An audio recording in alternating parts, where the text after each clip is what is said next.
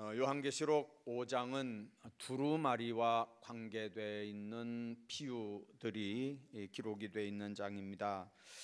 두루마리를 통해서 어린 양 되신 예수 그리스도가 어떤 분인지, 그 두루마리를 어떻게 그 어린 양 예수와 이렇게 연결을 시켜서 우리가 해석을 해야 되는 건지, 그리고 성도들의 기도, 주님과의 관계를 오늘 향로로 향이라고 말씀을 했는데, 그 향이 가득한 금 대접에 숨어 있는 이 비밀들이 뭔지 오늘 이 말씀들을 좀 중심으로 말씀을 드리려고 합니다. 우선 보니까 보좌에 앉으신 이의 오른손에 두루마리가 있는데, 그 두루마리 안팎으로 썩고 7인으로 봉한 두루마리라고 그렇게 말씀을 합니다. 두루마리는 우리가 아는 대로 그 성경을 필사할 때 이렇게 그 파피루스에 적어서 이렇게 이쪽으로 양쪽으로 이렇게 둘둘 맙니다. 아니면 또 양피에다가 성경을 기록해서 이렇게 둘둘 말기도 합니다. 그래서 두루마리는 이제 파피루스에 적은 두루마리도 있고 양피에 적은 두루마리도 있는데, 지금 성경 사본들을 이렇게 발견해 보면 이제 양피 두루마리는 보관이 거의 잘 돼 있고요. 그냥 파피루스에 쓴 두루마리들은 이제 양쪽 끝들이 다 낡아서 이렇게 잘 보관이 잘 안 돼 있습니다. 그래서 사본 몇 개를 이렇게 똑같이 펴놓고 이제 똑같은 성경 구절을 이렇게 비교를 해서 이렇게 맞추어 봐도 이제 어떤 부분들은 복원을 못해서, 여러분들 성경 보다 보면 몇 절은 없음 이렇게 하고 나오는 거 있죠. 그거는 사본에 그런 여러 가지 사본을 이렇게 비교해 놓고 봐도 이제 그 절은 보관이 안 돼 있다고 말입니다. 그래서 이제 없음 이렇게 나오는 것들입니다. 아무튼 이 두루마리는 하나님의 말씀을 상징하는 거고요. 근데 봉인을 했다는 말은 이제 비밀에 붙여져 있다, 그런 의미입니다. 봉인했다는 말은 이제 요즘에도 그런 경우가 있죠. 왜 무슨 문제가 있어서 이제 압수를 당하거나 뭐 이렇게 와서 이제 뭐 이렇게 와서 이렇게 이제 법원이나 이런 데 와서 이렇게 다 뭐 딱지 붙인다 그러잖아요. 그러면 그거는 임봉을 이렇게 딱 한다는 말이거든요. 아무도 그거 뜯으면 안 됩니다. 큰일 나거든요. 그 안에 들어있는 게 뭐든지 간에 이 붙인 사람 외에는 절대로 뜯어볼 수가 없습니다. 마찬가지로 두루마리에 봉인을 붙였다. 그래서 아무도 그걸 열어볼 수 없도록 했는데 7인으로 봉했다, 그렇게 말씀합니다. 7이라고 하는 수는 완전 숫자고요. 힘있는 천사가 큰 음성으로 외치기를, 누가 그 두루마리를 펴며 그 인을 떼기에 합당하냐. 그런데 하늘 위에나 땅 위에나 땅 아래에 그 두루마리를 펴거나 보거나 할 자가 없다, 그렇게 말씀합니다. 하나님의 비밀, 하나님의 말씀, 하늘에 관한 비밀은 그걸 읽을 사람도 펼 사람도 이해할 사람도 아무도 없습니다.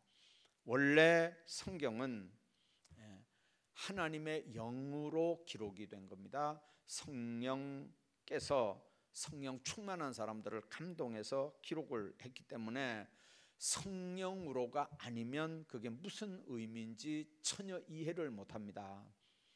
여러분들 그 영문학과 다니는 사람들은 이제 성경을 한 독씩 이렇게 필수로 해야 되는 때가 있었습니다. 왜 그러냐면 성경을 읽어야 이 문학적으로, 특히 영문학에서는 아주 이걸 굉장히 중요하게 생각을 한답니다. 자, 그런데 초등학교 나온 사람도 성경을 읽으면 이해가 되는데, 대학을 나오고 대학원을 나와서 문학을 공부하는 사람도 성경을 읽으면 이게 뭔 소리인지 전혀 이해를 못하는 거예요. 왜 그러냐면 왜 초등학교 나온 사람도 이해를 하는데 왜 대학을 나오고 대학원을 나온 사람도 똑같이 보는데 왜 이해가 안 됩니까? 그거는 주체가 성령이기 때문에 그렇습니다. 그래서 여러분들 그 하나님의 비밀은 이렇게 인봉이 딱 돼 있습니다. 그거 인봉을 열 수 있는 건 아무나 열 수 있는 게 아닙니다. 대학 나왔다고 열 수 있는 게 아니고 초등학교 나왔다고 못 여는 게 아닙니다. 하나님께서 깨닫게 하면 그 비밀을 알고 하나님 앞에 하나님의 뜻대로 사는 하나님의 백성들은 성령께서 알게 하지만, 그러나 성령과 관계없는 사람은 읽어도 무슨 소리인지 모릅니다. 그래서 이제 우리가 요한계시록 보면서 처음에 1, 2, 3장 쭉 할 때 일곱 교회 그 편지할 때 시작하면서 계속 했던 얘기가 뭐냐면 귀 있는 자는 성령이 교회들에게 하시는 말씀을 들을지어다, 그렇게 말씀했거든요. 귀 없는 사람이 어디 있습니까? 다 귀가 있죠. 그러나 들을 수 있는 귀, 성령께서 하시는 주님의 음성을 들을 수 있는 귀가 있는 사람은 들으라 그 말이에요. 그런 귀가 없으면 육신의 귀로는 그게 뭔 소리인지 알아듣지 못한다 그 말입니다. 자, 그러면서 오늘 본문의 5절에 보니까 장로 중 한 사람이 내게 와서 말하되 울지 말라, 유다 지파의 사자 다윗의 뿌리가 이겼으니 그 두루마리와 그 일곱인을 떼시리라. 여기서 유다 지파 사자 다윗의 뿌리가 이겼다는 말은 예수 그리스도를 상징하는 의미입니다. 내가 또 보니 보좌와 네 생물과 장로들 사이에 어린 양이 서 있는데, 요 네 생물은 우리가 사장 할 때 7절부터 그랬죠. 첫째 생물은 사자 같고, 사자 같다는 건 왕이신 예수를 묘사하는 마태복음을 의미한다고 얘기를 했고요. 송아지 같고 둘째 생물은 요건 종인 예수를 묘사하는 마가복음을 의미한다 그랬고요. 셋째 생물은 얼굴이 사람 같고, 이건 사람이신 예수, 인자인 예수, 누가복음을 의미한다 그랬고, 또 넷째 생물은 날아가는 독수리 같다, 요거는 하나님의 아들인 예수, 요한복음을 상징하는 거다, 그렇게 말씀을 했습니다. 근데 요 네 생물과, 그러니까 사복음 생각하면 됩니다. 또 24장로들이 그 어린 양 앞에 엎드려 각각 검은고와 향이 가득한 금 대접을 가졌으니 이 향은 성도의 기도들이라, 그렇게 말씀합니다. 자, 어린 양 앞에 엎드렸는데 뭘 가지고 있냐면 검은고를 가지고 있고 향이 가득한 금 대접을 가지고 있더라 그랬습니다. 이제 이 검은고에 대한 얘기는 구체적으로 안 하면서 9절에 새 노래를 불러 이르되 하면서 검은고를 통해서 하나님을 찬양하는 내용이 쭉 기록이 되어 있고요. 그 다음에 향에 대해서는 분명하게 지금 설명을 합니다. 향이 가득한 금 대접을 가졌는데 이 향은 성도들의 기도들이다, 그렇게 말씀합니다.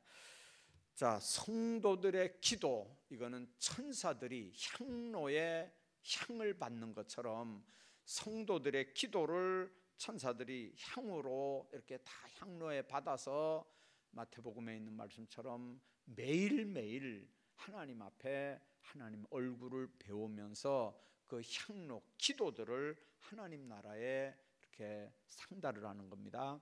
그래서 여러분들, 우리가 신앙생활할 때 기도가 올라갔다가 축복이 응답이 내려왔다가 또 기도가 올라갔다가 응답이 내려갔다가 그렇게 오르락 내리락 하는 이 기도 제목들이 우리 삶 속에 풍성해야 되는 줄로 믿습니다.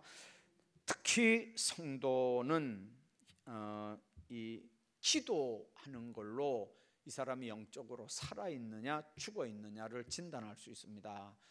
아무리 건강해도요, 물속에 들어가서 뭐 1분, 2분 뭐 이렇게는 있을 수 있겠지만 뭐 한 5분, 10분 이렇게 그냥 숨 안 쉬고 있을 수 있는 사람이 있겠습니까?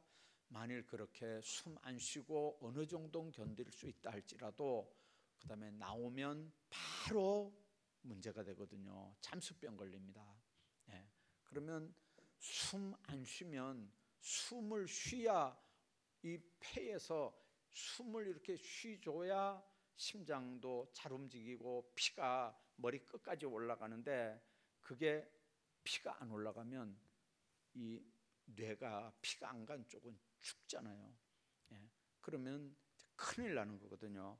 그래서 하나님 안에서 이 예수 믿는 사람의 기도는 꼭 이런 이 호흡, 살아있느냐 아니면 죽어있느냐, 잠들고 있느냐 아니냐를 판가름할 수 있는 영적 상태를 알 수 있는 기준이 되는 걸 우리가 봅니다. 그래서 그 기도의 중심 요소는 뭐냐? 기도의 중심 요소는 감사 찬양입니다. 하나님을 찬양하는 일들입니다. 지난 수요일 날인가요? 언제 한번 말씀드렸죠. 우리가 하나님 앞에 기도할 때, 특히 이제 공중 예배 대표 기도하시는 분들은 잘 들으셔야 됩니다. 하나님 앞에 제일 먼저 하는 게 감사잖아요. 감사해 놓고 보니까 그다음에 좀 하나님 이름 불러가면서 기도하기가 좀 뻔뻔스럽잖아요. 지은 죄들 성령께서 금방 생각나게 하니까. 그래서 이제 지은 죄들 회개하는 겁니다. 회개하는 거예요. 다 회개하면 그 죄가 용서받았다고 하는 확신이 오잖아요. 그러면 감사하는 거예요. 그 다음에 이제 그때 하나님 앞에 간구하는 거예요. 도구하는 거예요. 중보하는 거예요. 그때 이제 하나님 앞에 이것저것 기도, 여러분들이 소원들을 아뢰는 기도라죠. 그 다음에 나중에 하나님 앞에 다시 영광을 올려드리고 기도를 마무리하는 거거든요. 그게 기도의 순서들이에요. 그런데 앞에 하는 감사도 마찬가지고 뒤에 하는 감사와 충보하는 모든 기도도 마찬가지고, 결국은 기도의 핵심은요 뭐냐면 하나님 앞에 영광이에요. 하나님 앞에 감사합니다. 기도의 큰 틀은 그렇습니다. 뭐 주십시오, 뭐 해줘야 됩니다, 이게 아니고 어떻게 하면 우리가 하나님 앞에 감사와 찬양을 올려드리느냐. 그래서 기도는 곡조 있는, 아니 찬양은 곡조 있는 기도라고 그러잖아요. 그 찬양의 거의가 다 뭡니까? 하나님 앞에 올려드리는 찬송이잖아요. 하나님 앞에 올려드리는 찬양의 노래거든요. 그래서 우리가 오늘 본문에서 이제 기억해야 되는 게 향기 나는 성도의 기도. 창세기 8장을 보면요, 제일 먼저 우리가 생각해야 되는 게 뭐냐면 노아 홍수 후에 하나님 앞에 노아가 아주 번제를 드리는 모습들이 창세기 8장에 기록이 됩니다. 그 말씀들을 보면 이제 까마귀를 방주에서 내보내고, 또 나중에 비둘기를 내보내고, 또 비둘기가 머물 곳을 찾지 못하니까 다시 들어왔는데 일주일 있다가 또 비둘기를 또 내보내고, 나중에 이제 감람새 잎사귀를 이렇게 물어가지고 들어오죠. 그리고는 나중에 비둘기가 들어오지 않았다 그랬어요. 이제 그렇게 해서 물이 이제 차차차차 감하고 이제 땅이 마른 걸 알고 나중에 이제 다 그 방주에서 나왔는데, 나와서 제일 먼저 한 일이 창세기 8장 20절에 보면 제가 한번 읽어볼게요. 노아가 여호와께 제단을 쌓고 모든 정결한 짐승과 모든 정결한 새 중에서 제물을 취하여 번제로 제단에 드렸더니 여호와께서 그 향기를 받으시고, 번제를 드렸더니 그 향기를 받으시고 그 중심에 이르시되 내가 다시는 사람으로 말미암아 땅을 저주하지 않겠다. 그렇게 말씀하는 모습을 우리가 20절 21절에서 기억을 합니다. 하나님 앞에 하나님과 교통하는 제사, 번제, 하나님 앞에 드리는 제사에는요 향기가 있습니다. 그래서 우리가 하나님 앞에 찬양을 할 때도, 기도를 할 때도 하나님 앞에 드리는 모든 예배는 뭘 의식하고 드려야 되냐면, 구약시대 같으면 지금 번제 드리는 것 같이 각을 띄어서, 짐승을 각을 띄어서 장작 위에 올려놓고 불로 태워서 하나님 앞에 이렇게 바쳐드리는데 그 고기 타는 향기가 하나님이 흠양할 수 있도록 그렇게 하나님 중심으로 드리는 제사였거든요. 그래서 노아 홍수 후에 주님 앞에 드렸던 그 번제를 통해서 하나님과 영적 교통을 맺는 곳에는 영적 향기가 난다 하는 걸 우리가 기억합니다. 향기 나는 성도의 기도, 하나님과 영적 교제를 하고 영적 예배를 드리는 산 제사를 드리는, 그래서 우리가 하나님과 가장 중요한 게 뭐냐면 어떻게 하면 이 예배를 성공적으로 드리느냐, 예배를 성공하느냐, 그러면 우리 인생도 하나님 앞에 성공하는 줄로 믿습니다. 향기 나는 성도의 기도, 첫 번째가 바로 하나님과 영적 교제를 하는, 영교를 맺는 그런 곳에 향기가 있다고 하는 걸 우리가 기억해야 되고요. 또 정한 마음을 품을 때 예수 믿는 사람들 속에 향기가 있습니다. 그 다니엘 1장 8절에 보면 그 왕의 음식 포도주를 안 먹겠다고 다니엘이 아주 결단을 하는 모습이 다니엘서에 기록이 됩니다. 이 사람이 지금 무슨 자유로운 사람이 아닙니다. 포로로 끌려간 사람이고 그 포로 신분으로 거기서 뽑혀가지고 지금 채식을 하면서 왕이 주는 음식을 먹으면서, 그러면서 얼굴이 이쁘게 해가지고 지금 왕한테 이렇게 시중을 들 수 있는 이제 그런 시험을 지금 하는데, 그런데 오늘 뭐라고 말씀하냐면 그 절대로 왕의 음식으로 날 안 더럽히겠다. 그러면서 환관장하고 단판을 짓죠. 열흘 동안만 날 한번 시험해봐라. 그래서 그 음식 말고 채식을 나에게 줘서 채식을 먹고 열흘 후에 고기 먹은, 왕의 음식 먹은 사람과 채식 먹은 나와 얼굴을 한번 비교해보고 그 다음에 나에 대해서 어떻게 했으면 좋겠다. 그래서 그 사람들이 이 다니엘의 청원을 받아들여서 열흘 동안 시험을 했는데, 다니엘서 1장 15절에 보면 열흘 후에 그들의 얼굴이 더 아름다워졌고 살이 더 윤택해졌고 왕의 음식을 먹는 다른 소년보다도 심히 좋아 보였다. 그렇게 말씀을 합니다. 여러분들, 뜻을 정해서 왕의 음식과 그가 마시는 포도주로 자기를 더럽히지 않겠다, 자기를 더럽히지 않도록 환관장에게 구했다. 아까 얘기한 것처럼 그냥 보통 신분이 아니고 노예 신분인데 그게 가능했겠나. 여러분들, 굉장한 결단을 의미하는 건데, 아무튼 이 뜻이, 그래서 정한 마음을 품을 때 예수 믿는 사람들에게 아름다운 향기가 나는 걸 우리가 믿습니다. 지금도 이 작정한다고 하는 게요, 얼마나 어려운 일인지 모릅니다. 우리 안수 집사님들이 뭐 100일 작정 기도를 하고 그 마무리로 지금 경로잔치를 한다 이렇게 하는데, 100일 작정하는 거 정말 어렵거든요. 뭐 물론 로테이션 하면서 100일 작정을 다 채우긴 채우지만, 그러나 하나님 앞에 마음을 딱 정하고 이렇게 결단을 하고 뭘 한다, 사실 어렵습니다.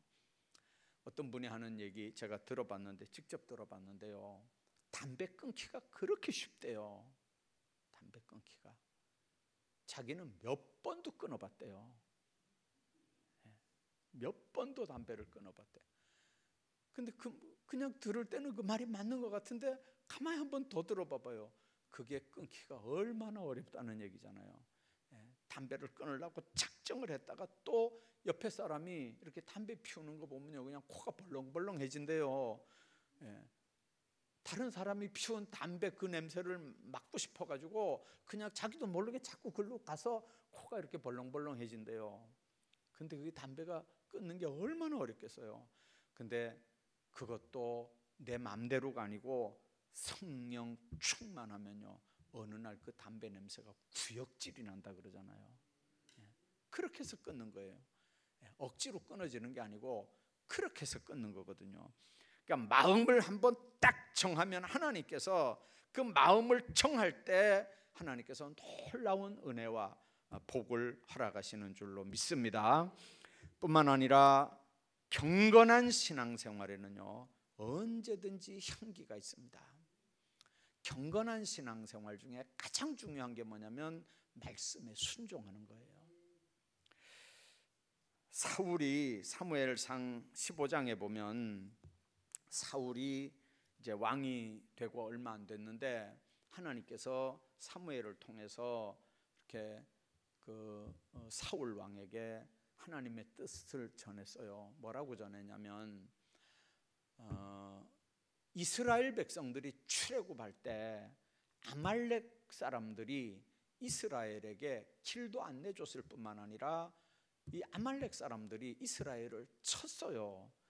그러니까 하나님께서 그걸 딱 보고 계셨다가 지금 이제 출애굽 다 한 다음에 모세 죽고 여호수아 끝난 다음에 이제 사사 시대 딱 끝나고 그 다음에 이제 사울 왕 때니까 이게 시간적으로 얼마나 많이 지났습니까? 벌써 몇백 년이 지났는데 어느 날 하나님이 사무엘을 통해서 사울에게 하는 말씀이 뭐냐면 출애굽할 때 이스라엘 백성들을 쳤기 때문에 사울아 네가 군대 거느리고 가가지고 아말렉을 아주 싹 이렇게 멸절을 시켜라. 다 죽이고 하나도 남겨놓지 말아라. 그랬어요. 그래서 이제 사무엘이 시키는 대로 군대들을 모으고 가서 아말렉을 쳤는데 그냥 20만 명 보병 20만 명을 데려가서 이제 아말렉을 치는 거예요. 근데 성경에 그 사무엘상 15장에 있는 말씀 보면 그냥 애굽 앞 술에서부터 시작을 해가지고 아말렉까지 완전히 그냥 싹 그냥 그 아말렉을 정말 쑥대밭으로 만들어 놨어요. 그래놓고 아말렉 사람 그 왕 아각을 사로잡았어요. 그리고 칼로 모든 백성들을 다 진멸했어요. 자, 그리고 양과 소의 가장 좋은 것 또는 기름진 것 그리고 어린 양과 좋은 걸 남기고 진멸하기를 즐겨하지 않고 가치 없고 하찮은 걸 다 진멸했어요. 그리고 다 죽이라 그랬는데 왕도 끌고 오고 좋은 짐승도 끌고 왔어요.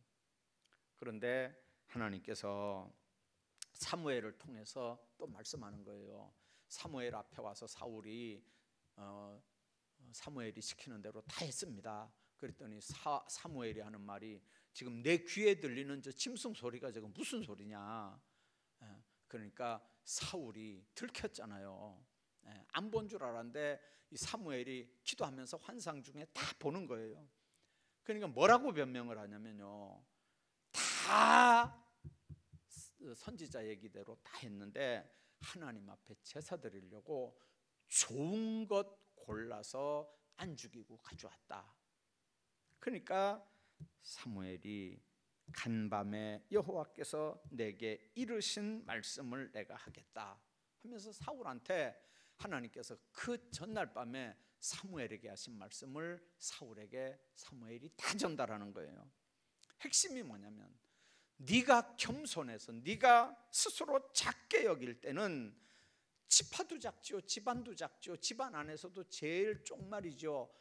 그런 너를 들어서 이스라엘의 가장 높은 자로 세웠는데 왜 기름 부어 이스라엘 왕을 세웠는데 왜 시키는 대로 아말렉을 진멸하지 않고 왕도 사로잡아가지고 오고 짐승도 그냥 끌고 왔느냐, 왜 내 명령대로 안 했냐고 말이죠. 그러면서 하나님 하시는 말씀이 여호와께서 번제와 다른 제사를 그의 목소리를 청종하는 것을 좋아하심같이 좋아하시겠나이까.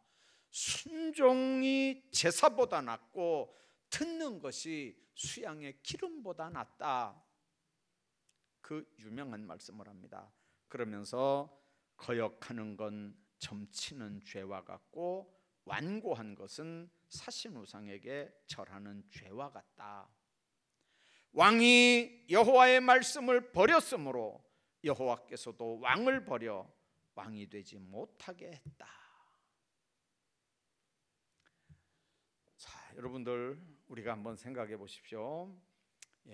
순종하는 게 제사보다 낫대요. 듣는 게 수양의 기름보다 낫대요. 하나님께서 번제와 다른 제사를 그 목소리 청종하는 것보다 더 좋아하시겠느냐?